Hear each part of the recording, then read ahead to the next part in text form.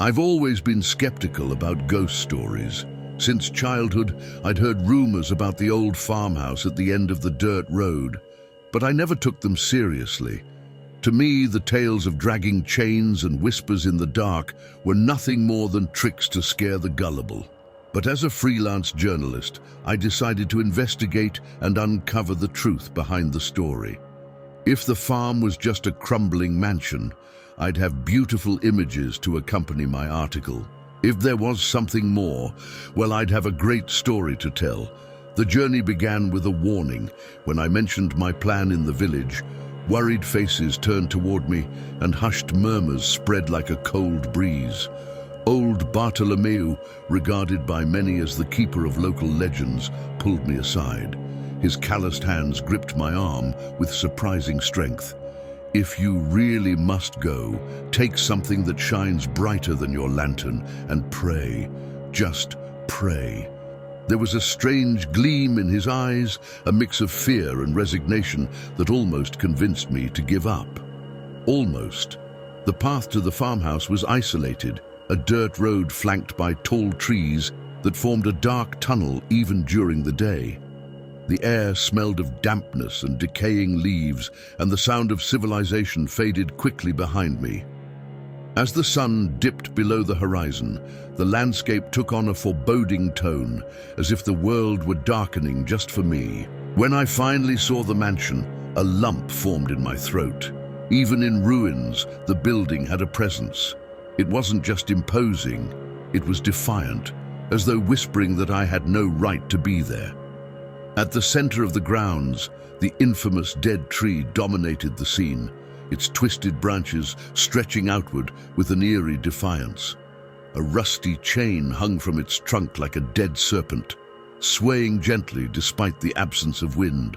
The place seemed alive in a way I couldn't describe, as though it were breathing. Crossing the rusted gate, I felt something strange.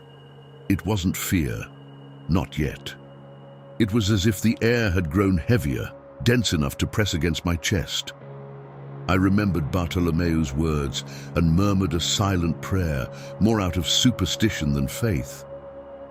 Just in case, I thought, trying to push back the growing tension. The main door of the mansion seemed to resist, groaning and creaking as I pushed it open.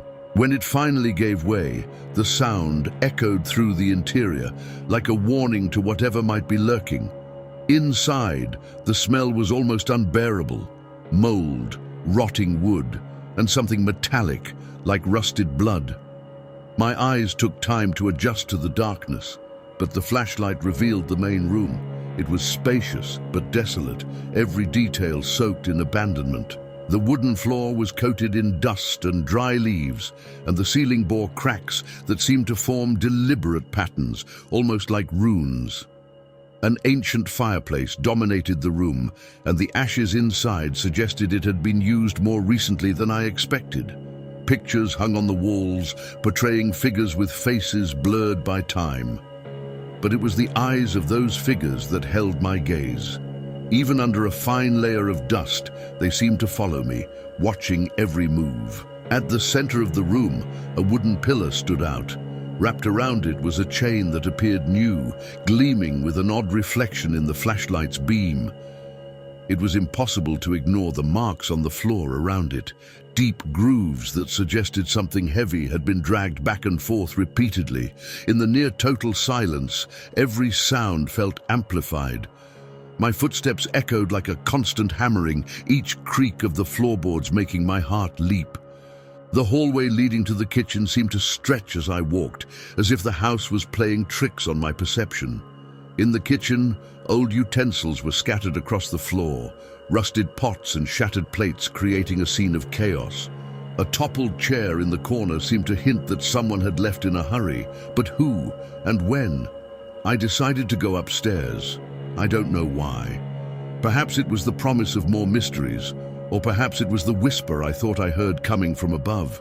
The stairs creaked loudly, protesting under my weight.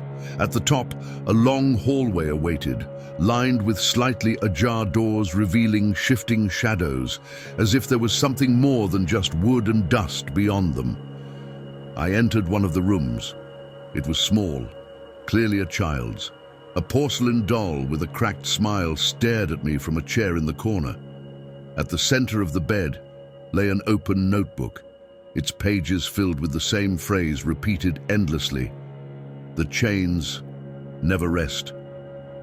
I closed the notebook quickly, feeling a wave of nausea.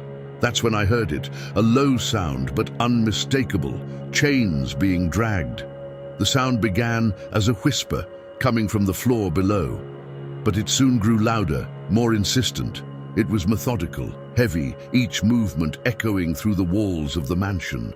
My flashlight began to flicker, its beam faltering as the sound approached. I glanced toward the staircase and felt my heart stop. A figure emerged at the base of the stairs, tall, hunched, cloaked in chains that seemed to move with a life of their own. Its eyes were voids of darkness, and though its mouth was still, I could swear I heard a whisper. Without thinking, I started to back away, but the figure raised an arm, pointing toward the hallway behind me. A silent command: "Follow me." Against every instinct, I obeyed. The hallway felt narrower now, the walls nearly closing in around me. At the end, a door I hadn't noticed before was slightly ajar. It revealed a staircase descending into a basement. The air there was even heavier, the stench stronger.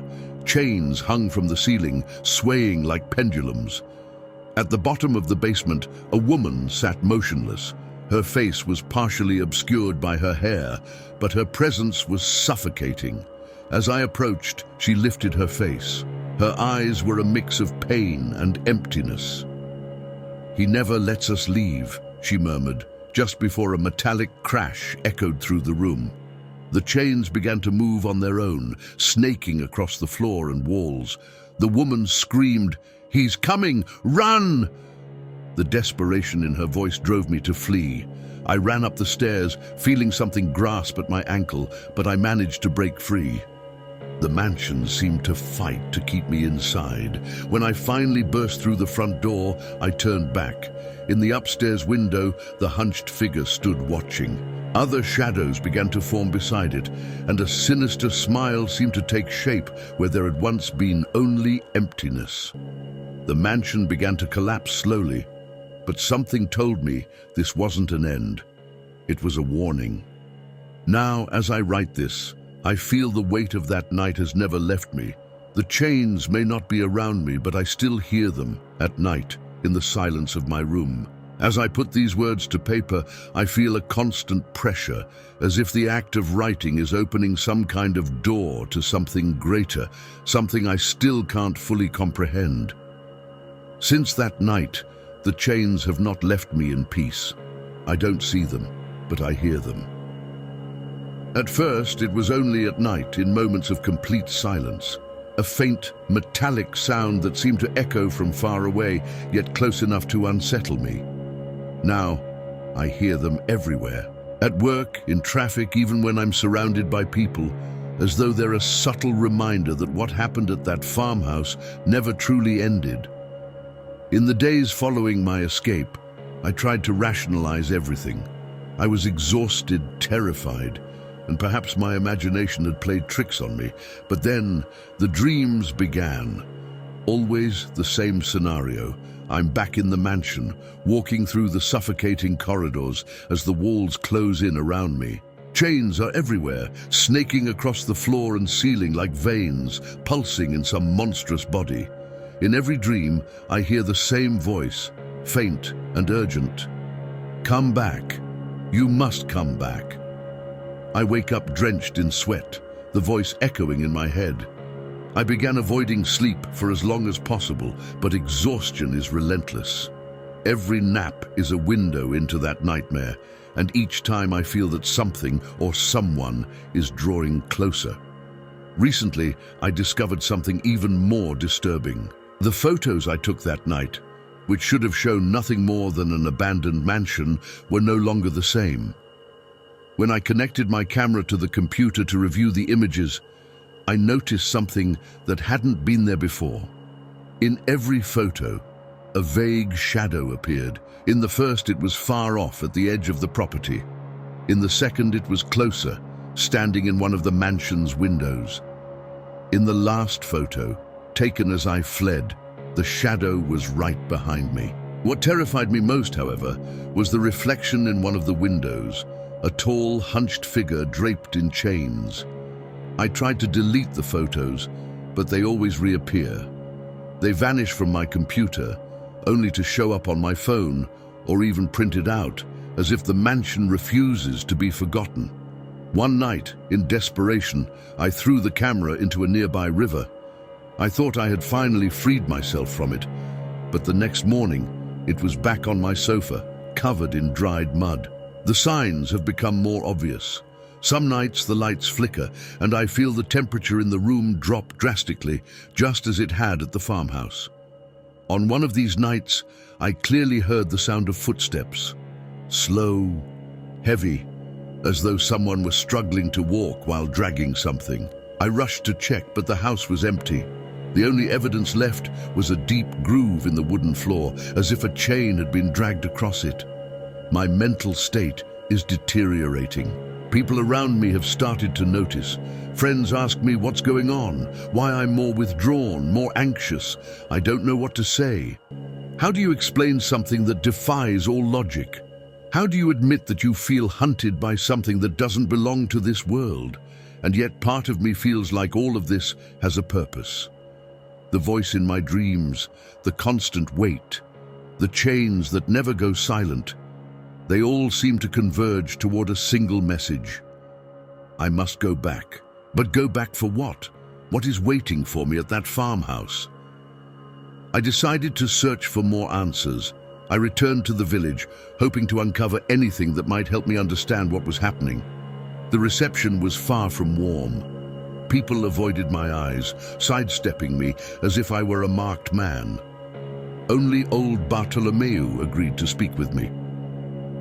When I mentioned the dreams and the sound of chains, he sighed heavily, like someone burdened by a secret for far too long. "You meddled where you shouldn't have," he said, his voice low, almost a whisper. "That house isn't just a place, it's a prison. And when you went in, you opened a door that should have never been touched." "What does that mean? Who's trapped there?" I asked, my voice trembling. Bartolomeu stared at me, his eyes dark and unflinching. "It's not about who is trapped, boy. It's about what is trapped. Pain, suffering, rage. Over the years, these emotions created something. An entity that isn't alive but isn't fully dead either. And now, it seems you're tied to it." Before I could respond, he placed a hand on my shoulder. "If you want to survive, you need to figure out what you started. But be careful. When you stare into the abyss stares back." His words echoed in my mind as I returned home. One thing was clear. The mansion wasn't just an abandoned building. It was something far older, far darker. And I, unwittingly, had become part of its story. Now, as I write this, I feel a growing weight, as though I'm being watched. The sound of chains is closer than ever. Perhaps Bartolomeu is right. Perhaps I need to go back, not to confront my fears, but to uncover the truth. If I don't return, I fear that something will come for me, and when it does, it may already be too late. Bartolomeu's words lingered in my mind. When you stare into the abyss stares back. They weren't just ominous, they were a warning. Something in his tone made it clear that even with all his knowledge of the farmhouse, he wished he had never encountered it. The days that followed were marked by an increasing sense of urgency. The sound of the chains grew louder, now audible even during the day. The shadows I caught in the corners of my eyes no longer disappeared when I turned my head. With every passing hour, it became clear that I had no choice. I needed to return to the mansion. Not to confront it, but to understand. I prepared carefully this time. I brought more than just a flashlight, a fully charged camera, an audio recorder, a rope, and a small bottle of holy water, a gift from Bartolomeu. He had handed it to me with a grim look, saying, "I don't know if this will help, but it can't hurt to try." Deep down, I knew none of these items could truly protect me from what was to come. The road to the mansion seemed longer than the first time. The trees appeared denser, and the sky was darker even before sunset. When I finally reached the rusted gates, a strange feeling washed over me.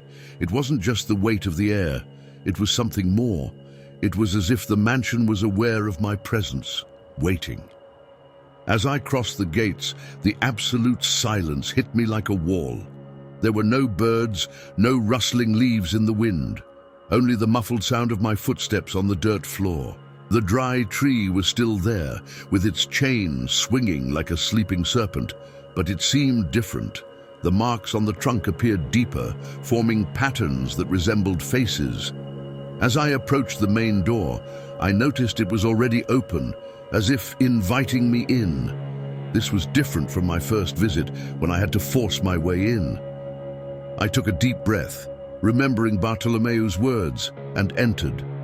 The main room was even darker than before, even with the lantern light. The marks on the floor around the pillar had deepened, and the chain that once looked new was now stained with something dark, almost black. The silence was oppressive, but I knew I wasn't alone. The feeling of being watched was unmistakable. This time, I didn't waste time exploring the rooms. Something told me my fate lay in the basement. The door that had been hidden at the end of the hall was now fully open, revealing the stairs that led downward. They seemed steeper, as if descending to the depths of the earth. Each step toward the basement was accompanied by the growing sound of the chains. It wasn't just a slow, methodical dragging anymore. It was frantic, as if something was stirred, waiting. When I reached the bottom, my lantern illuminated the space, revealing the chains hanging from the ceiling, swaying gently as if they were alive. The air was freezing, and the smell of iron and mold was almost unbearable. At the back of the basement, I saw the woman sitting again. This time, she wasn't alone. Other figures were around her, indistinct, like solidified shadows. The woman lifted her face, and though her expression was still a blur, her eyes were fixed on me. "You returned," she said, her voice echoing in the space. "Why did you come back?" "I need to understand. I need to know what's happening here," I answered, my voice trembling. She shook her head slowly. "The truth won't set you free. It will only make you a part of it." Before I could respond, the sound of the chains exploded in my ears.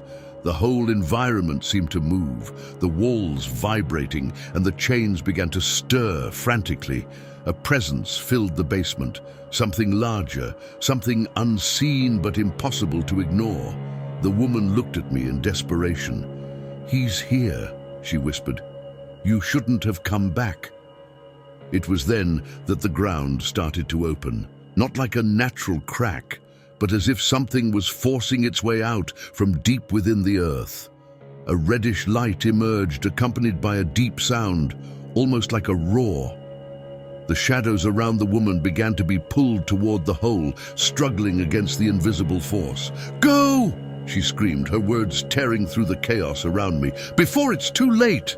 I ran. I didn't think. I didn't look back. I climbed the stairs as the sound of the chains and the roar of the entity fused into an infernal cacophony. When I reached the main room, the doors began to close on their own, as if the mansion were trying to trap me. I jumped through the front entrance before it closed completely, falling to the ground outside. When I looked back, the mansion was different. Its windows glowed with the reddish light, and silhouettes danced frantically behind them. The sound of the chains still echoed, but it was growing fainter. Slowly, the mansion began to crumble, as if it was finally giving in to the pressure of something larger. I stood there for a moment, breathing heavily, trying to process what had just happened. But something caught my attention. Where the mansion had once stood, the chain hanging from the tree was now still, as if it had finally found rest. I thought that maybe it was the end.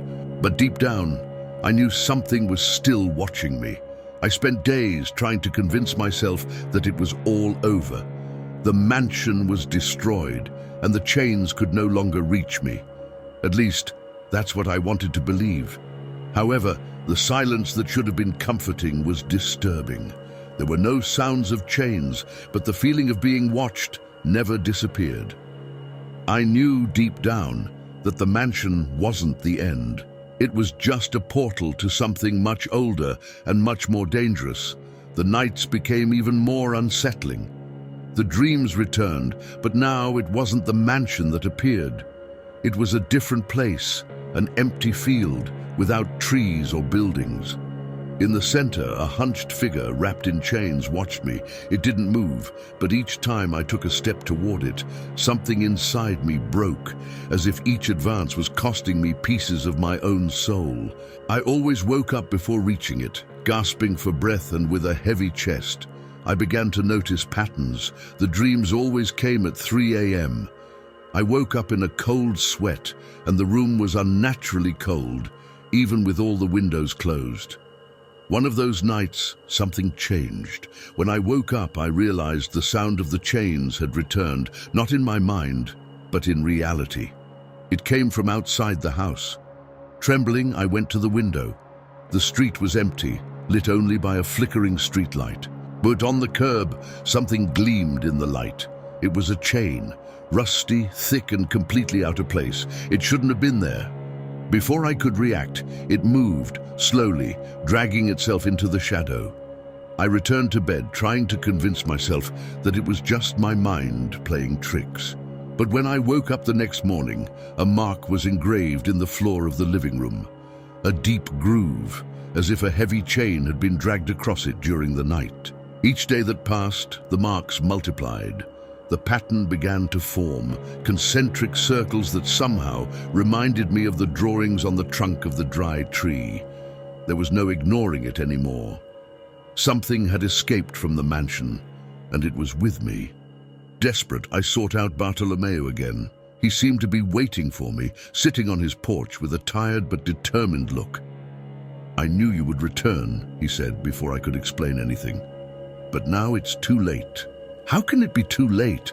I asked, trying to control my panic. "I destroyed the mansion. I saw it crumble. I thought it was over." He shook his head. "The mansion was just a vessel, a broken jar to contain something that cannot be destroyed. By destroying it, you set it free. And now you're bound to it." How can I stop this?" I asked, my voice coming out in a whisper. Bartolomeo sighed deeply. "The only way to seal what you've unleashed is to find what keeps these chains alive. They are a link tied to something, a deep pain, an injustice that was never righted. If you can resolve that, you might be able to seal again what was set free. But it will be dangerous. What is tied to these chains won't let you interfere without a fight." He stood up and went into his house, returning with an old book, its pages yellowed and the leather cover worn. He handed me the volume with trembling hands. "This is all I know." The book tells of a tragedy that happened more than 100 years ago when the farm was still inhabited. You'll find the answers there. I returned home with the book in my hands, and when I opened it, I felt a wave of discomfort. It was more of a diary than a book, with handwritten entries by someone named Amelia. She was the wife of a farmer who lived on the property. The entries began simple, talking about life on the farm, but soon became darker. Amelia spoke of her husband, Ottavio, a severe and controlling man. He began to change, becoming violent and paranoid, saying, "The chains are whispering to him." She mentioned sounds at night, chains moving on their own, and disturbing dreams. The last entry was almost illegible, written in haste and desperation. Ottavio lost his mind. He says he needs to offer something to the chains to silence them. He's taking me to the tree. I don't know if I'll return. I stopped reading, my hands trembling. Amelia had been sacrificed. It wasn't just a family tragedy. It was an act of pure evil that had tainted that place, creating something that even time couldn't erase.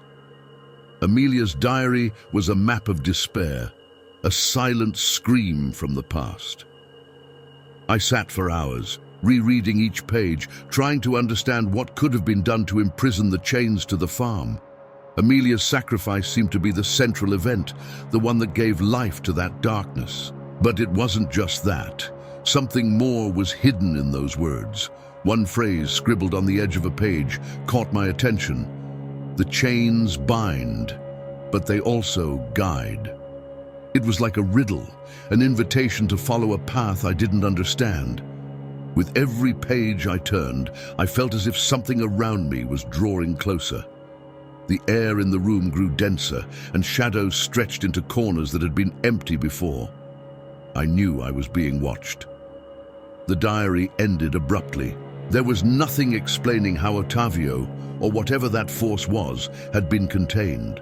The last page was stained, perhaps by tears or blood, and Amelia's final words were almost impossible to read. With effort, I managed to decipher one sentence. The tree knows what to do. The chain is the key. These words echoed in my mind like a drum. The tree, the chain. Everything came back to the central symbol of the farm. That dry trunk that seemed to hold secrets in its marks and cracks. That's where I needed to go, even if it meant facing what had escaped. The following night was marked by an irrevocable decision. I filled my backpack with everything that could help me. The camera, the recorder, a sharp knife, though I knew it would be useless against what I would face, the bottle of holy water, and Amelia's diary. Before leaving, I wrote a brief note to myself in case something went wrong. If I don't return, look at the tree. It holds everything. When I arrived at the farm, I was greeted by a heavy silence. The mansion was no longer there, but the land where it once stood seemed different. The ground was burned, as if the foundations had been consumed by fire. The shadows of the trees around were darker than usual, and the moon, high in the sky, seemed smaller, as if it were hiding. The dry tree still stood in the center of the land, imposing and strangely alive. The chain that once swung gently was now still, as if waiting for my arrival. I took a deep breath and approached. Each step towards the tree felt harder, as if something invisible was pushing me back. The air grew cold, and the sound of the chains began to echo again, this time from all directions. When I finally reached the tree, I felt a vibration beneath my feet, as if the ground was pulsing. I ran my fingers over the trunk, trying to find something, a crack, a mark, anything that could be the key Amelia mentioned. That's when I noticed the chain was coiled at a specific point on the trunk, almost fused with the wood. Reluctantly, I grabbed the chain and pulled. The sound that followed was deafening, a scream not human, but something primal and full of rage echoed through the entire farm. The chain loosened from the trunk and fell to the ground with a metallic clang. In that instant, the ground around the tree began to open. A bright red light emanated from the earth, and the same hole I had seen in the basement seemed to be forming there, out in the open. This time, there was no escaping. The tree began to tremble, its roots twisting like tentacles, and from the hole emerged something that made my blood run cold. It was the hunched figure wrapped in chains, but now it seemed much more tangible. Its eyes, once pits of darkness, now glowed with an evil light. The chains around it moved like living snakes, snapping in the air. It lifted its head and spoke for the first time, its voice reverberating like thunder. You broke the seal. Now you must pay the price. Before I could react, the chains advanced towards me. They wrapped around me, tightening with a force that took my breath away. My body felt as though it were being pulled into the hole. But then something happened. The vial of holy water fell from my backpack, shattering upon hitting the ground. A dense smoke began to form around me, and the figure recoiled, screaming in pain. I seized the opportunity to free myself and grabbed Amelia's diary. I remembered her words. The tree knows what to do. Without thinking, I lifted the book and pressed it against the tree's trunk, shouting any prayer that came to mind. The tree responded. Its roots began to grow rapidly, wrapping around the hole in the ground and the still moving chains. The red light disappeared, and the figure's scream was muffled. When everything finally fell silent, I realized the hole was gone, and the tree was once again still. I dropped to my knees, exhausted. The air around me seemed lighter, as if something terrible had finally been contained. But one question lingered. For how long? I knelt by the tree, trying to catch my breath. The sense of relief was palpable, but at the same time incomplete. The hole had disappeared, the red light extinguished, but the silence around me was unnatural. It was as if the world around me had frozen, waiting for something. Amelia's diary was now open on the ground, its pages blown by an invisible wind.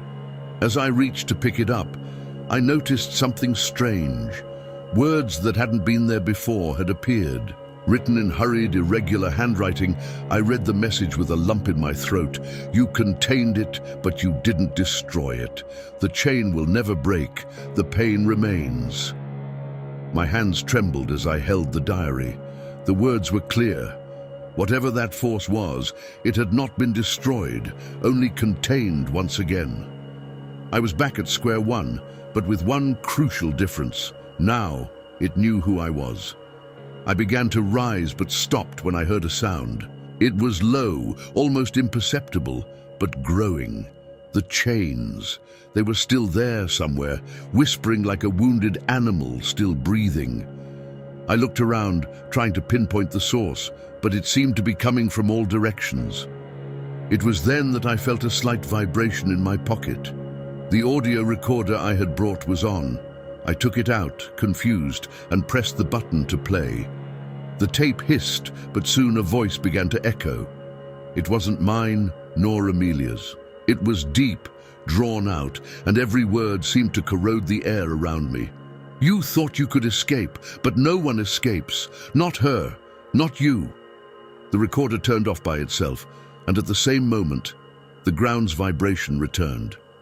I looked at the tree, which now appeared even more twisted, as if it were absorbing something from the environment. The marks on its trunk were deeper, and a dark liquid began to drip from them, as if the wood were bleeding. My mind raced. If whatever it was couldn't be destroyed, then what was left? Containing it again seemed only to delay the inevitable. I needed answers, and the only clue I had was Amelia's diary. I flipped through the pages frantically, searching for something to guide me.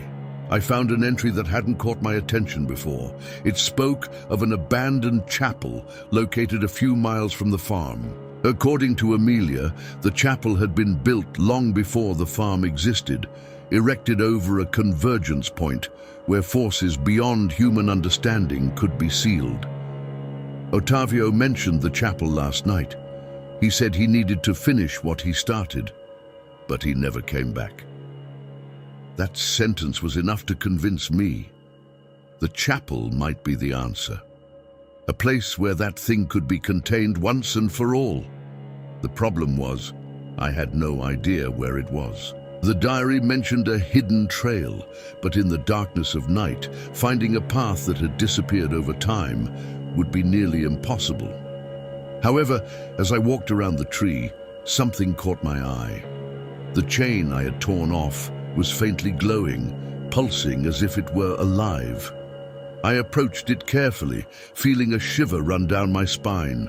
When I touched the chain, a vision overtook me. It was as if I were being pulled into another time.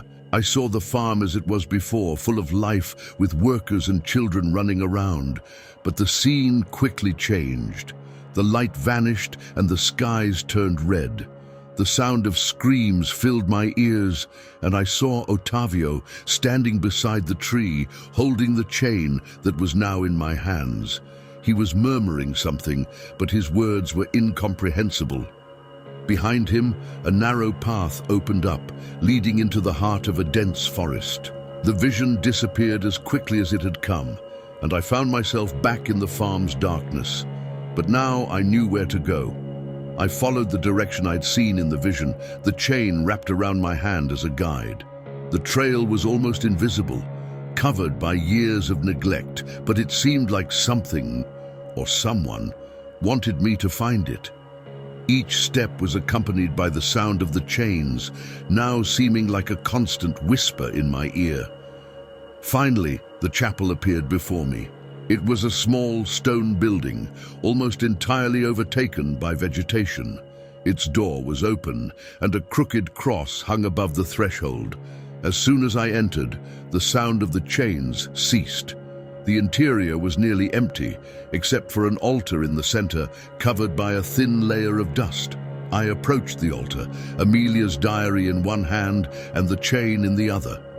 I knew I had to do something, but I didn't know what. It was then that I noticed inscriptions at the base of the altar. They weren't words, but symbols, similar to the marks on the tree. They seemed to pulse in the light of my lantern, as if they were alive. One last phrase from Amelia's diary came to mind. "The chain is the key." Hesitantly, I placed the chain on the altar. Immediately, the room was filled with intense light, and the sound of the chains returned, louder than ever. The earth began to tremble, and a voice echoed throughout the chapel. "You think you can imprison me again? You will be part of me too." The voice echoing in the chapel seemed to come from all directions, filling every corner of the room. The sound of the chains was deafening, and the vibrations in the ground made the entire chapel feel as if it were about to collapse. The chain I had placed on the altar began to move, as if it were alive, slithering across the altar in winding patterns, while the light pulsed, now bright, now dim.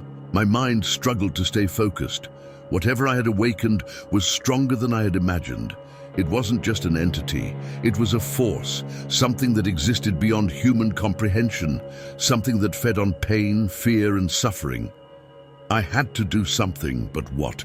Amelia's diary was still in my hands, and in the midst of the chaos, an idea began to take shape. Amelia had mentioned Ottavio's sacrifice, but what about her? What if the true sacrifice was hers? What if it was her pain that had created the connection between the chains and the farmhouse? If this was true, perhaps my presence, my attempt to contain it, was useless. I didn't belong to that story, yet. But now I was being drawn into it. The pulsating light intensified, and the voice spoke again, this time closer. "You're no different than him. You are afraid. You feel guilty. It's that I feed on."